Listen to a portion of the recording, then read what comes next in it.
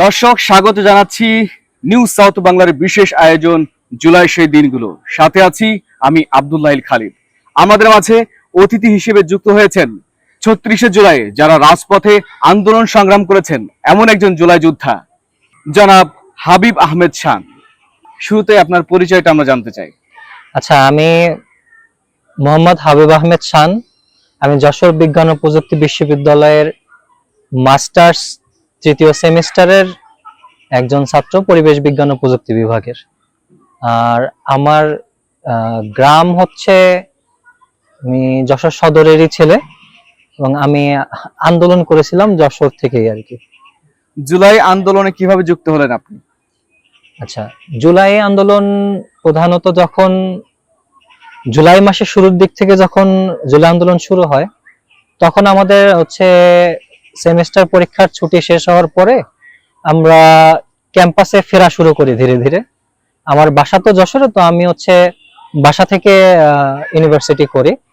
তো ওই সময়টাতে কেবল যখন আন্দোলনটা শুরু হচ্ছে, ওই সময়তে বিভিন্ন রকম আলোচনা চলতেছে জুলাই।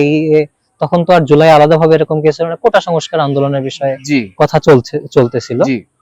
তো ওই সময়টাতে আমি বন্ধু বান্ধবদের সাথে কানেক্টেড হই, বিষয়গুলো একটু বোঝার চেষ্টা করি যে আসলে আন্দোলনের ঘনত্ব, গভীরতা কতটুকু, তীব্রতা কেমন।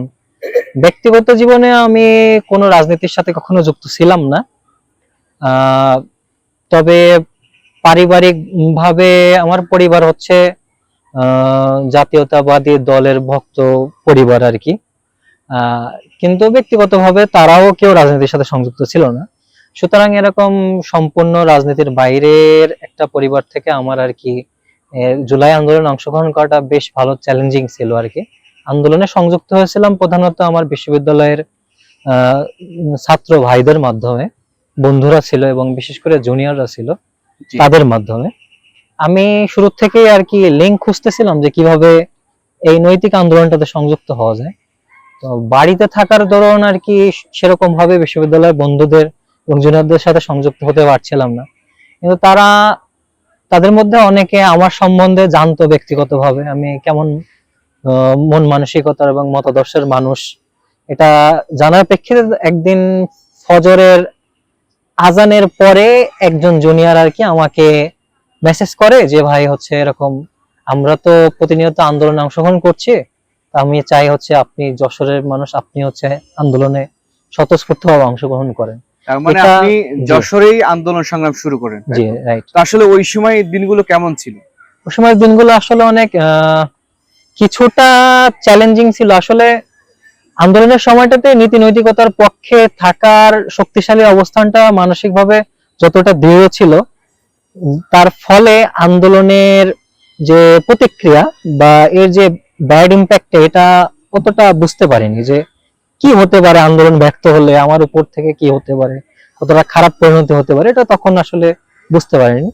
তো পরবর্তীকালে বুঝতে পেরেছি যে আমি আসলে যা করেছি এটা দেশের জন্য আসলে ভালো কিছুই করেছি, মানে এরকমই একটা পজিটিভ স্যাটিসফ্যাকশন কাজ করে নিজের ভিতরে এই আর কি। জুলাই আন্দোলন যেহেতু যশোরে করেছেন, জি, তো এমন কোন ঘটনা কি ঘটেছে যে তার চোখ বন্ধ করলে আপনি শিহরিত হন বা বারবার আপনাকে ভাবায়? হ্যাঁ, এরকম ঘটনা আসলে আছে। যে সবচেয়ে ভয়ঙ্কর একটা বিষয় ছিল যে আমাদের যখন আমরা আন্দোলন শুরু করি তখন আমাদের অনেক জুনিয়ররা, আমরা তো আসলে তখন ফাইনাল ইয়ারের ছাত্র ছিলাম, আমি সবাই আমাদের জুনিয়রই ছিল মেইনলি আর কি, থার্ড ইয়ার সেকেন্ড ইয়ার এরা। ওরা অনেক সাহস দেখিয়েছিল কিন্তু চূড়ান্ত সাহসটা তো ওরা পেতো না আর কি। ওরা সবসময় আমাদের একটা ছায়া দ্বারা এক্সপেক্ট করতো, মানে মন থেকে। তো ওই জিনিসটা যখন আমরা শেল্টারিং তাদেরকে করতে যেতাম, তখন আমরা একটা ব্যক্তিগতভাবে ভয় পেতাম যে হচ্ছে আমরা নিজেরা কি হবে তা জানি না, কিন্তু তাদেরকে আমরা আলটিমেটলি আসলে বিপদে ফেলছি কিনা, এই ধরনের একটা দোলাচল মনের মধ্যে কাজ করতো। তারা বিভিন্ন জেলা থেকে চলে আসতো, ক্যাম্পাসে হল বন্ধ করে দেওয়ার পরে তারা বিভিন্ন জায়গায় অবস্থান করেছিল। তখন এই ছেলেগুলা কিভাবে থাকবে, তারপরে এদেরকে কিভাবে সেভ রাখা যায়, এই চ্যালেঞ্জটা আসলে খুবই ভয়ঙ্কর ছিল। আর বিশেষ করে ৩রা আগস্ট সন্ধ্যার সময় হচ্ছে ছাত্রলীগের আমার বাড়িতে এসে আমাকে বাড়ি থেকে ডেকে নিয়ে আসে ছাত্রলীগের নেতা কর্মীদের যে হুমকি ধমকি দেওয়া, এই বিষয়টা আসলে একটু আতঙ্কজনক ছিল। যেহেতু অরাজনৈতিক ব্যক্তি, সুতরাং হচ্ছে এই ধরনের আচরণটা আসলে একটু চিত্তাকর্ষক ছিল। জনাব হাবিব আহমেদ শান, আপনি বললেন যে আপনার বাসায় হুমকি ধামকি দিচ্ছিল, রাইট। এইটা কি এটা কোন সময় আসলে এটা হচ্ছে মানে আমি আন্দোলনে সংযুক্ত হওয়ার পরে শুরুতে তারা এটা ডিটারমাইন করতে পারেনি যে হচ্ছে ছেলেটা কে বা কোথা থেকে আসছে, তাদের এটা ডিটারমাইন করতে একটু সময় লেগে গেছে। তো এরপরে যখন তারা এটা জানতে পারছে, জানার পরেও স্থানীয় মানে এলাকা ভিত্তিক ছাত্রলীগের কিছু কর্মী থাকে, তারাই আর কি মূলত আমাকে এই হুমকি ধামকিটা দিয়েছিল, জি, যাতে আমি পরবর্তী দিন থেকে আর আন্দোলনে অংশগ্রহণ না করি, এই হচ্ছে বিষয়। তো আপনি কি তাদের কথায় কি আন্দোলন সংগ্রাম থামাই দিয়েছিলেন নাকি এটা কন্টিনিউ করছিলেন?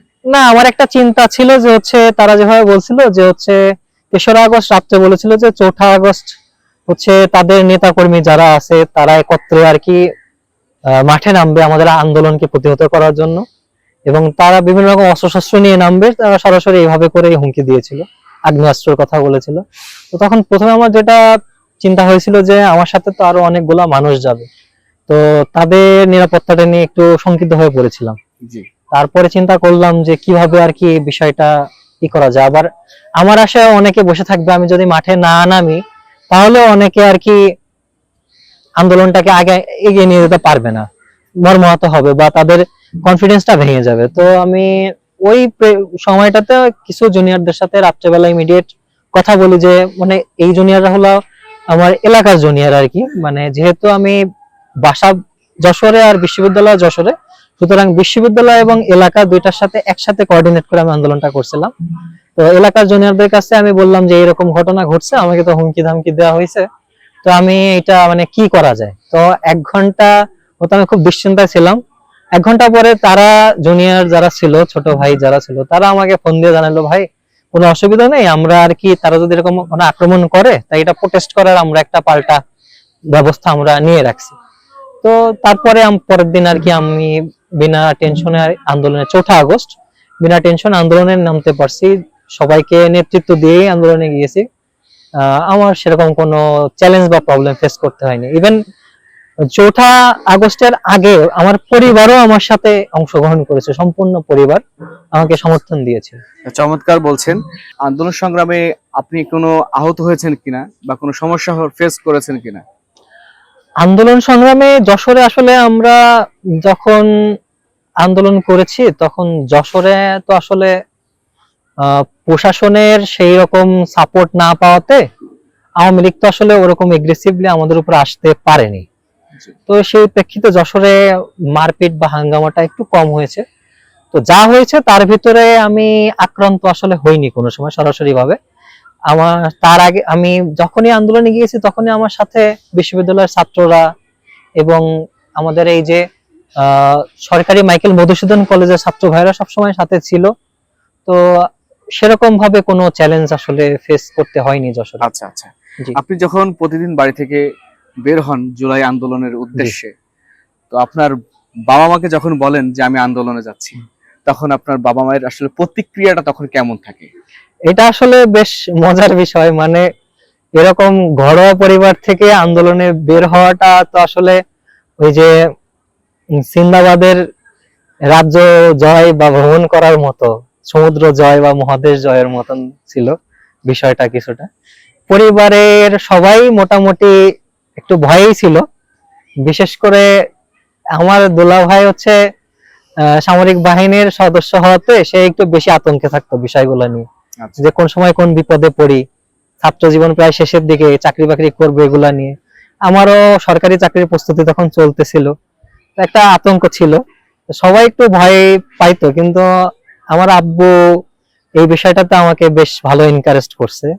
সে আমার মনে আছে হচ্ছে 18ই জুলাই যখন আর কি ওই যে কারফিউ দেওয়া হয় সারা দেশে, রাতে সন্ধ্যার পরে কারফিউ দেওয়া হয়, ওই দিনটাতে আমি যখন খাওয়া দাওয়া শেষ করে দুলাভাই সহ একসাথে বের হই, তখন সবাই যখন একটু পিছিয়ে দিচ্ছিল যে হচ্ছে আন্দোলনে যাওয়ার দরকার নেই বা বাধা দিচ্ছিল, তখন আমার আব্বু হচ্ছে আমার হাতে একটা বড় একটা লাঠি তুলে দেয়, মোটা একটা বড় লাঠি তুলে দেয় এবং ওই লাঠিটা সুন্দর করে কাটে সাইজ করে আর কি আমার কাছে দেয়, যাতে আমি ন্যূনতম প্রতিরক্ষা করতে পারি। মানে সে আমাকে সম্পূর্ণভাবে এনকারেজ করছে আন্দোলনে যাওয়ার জন্য।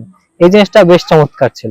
আপনাকে অনেক ধন্যবাদ। জি। আপনার পরিবার বা বাবার অনুপ্রেরণাও কিন্তু কম ছিল না অবশ্যই। ওই আন্দোলনের মুহূর্তে, তাই না? বাবার মানে আমার আব্বুর অনুপ্রেরণা না পাইলে আমি হচ্ছে আর কি এটাতে হয়তো আসতে পারতাম না, অনেক কঠিন হয়ে যাইতো। অনেক অনেক ধন্যবাদ হাবিব আহমেদ খান। আপনাকেও ধন্যবাদ। আমরা একেবারে অনুষ্ঠানের শেষ প্রান্তে চলে এসেছি। জি, আপনার শত ব্যস্ততার মাঝে আমাদেরকে সময় দেওয়ার জন্য আপনাকে অনেক ধন্যবাদ। থ্যাংক ইউ, ধন্যবাদ। প্রিয় দর্শক, আমরা অনুষ্ঠানের একেবারে শেষ প্রান্তে চলে এসেছি। আগামী অনুষ্ঠান দেখার আমন্ত্রণ জানিয়ে আজকের মতো বিদায় নিচ্ছি। আগামীতে দেখা হবে নতুন কোনো জুলাই যোদ্ধা নিয়ে। ততক্ষণ পর্যন্ত আমাদের সাথে থাকুন। আল্লাহ হাফেজ।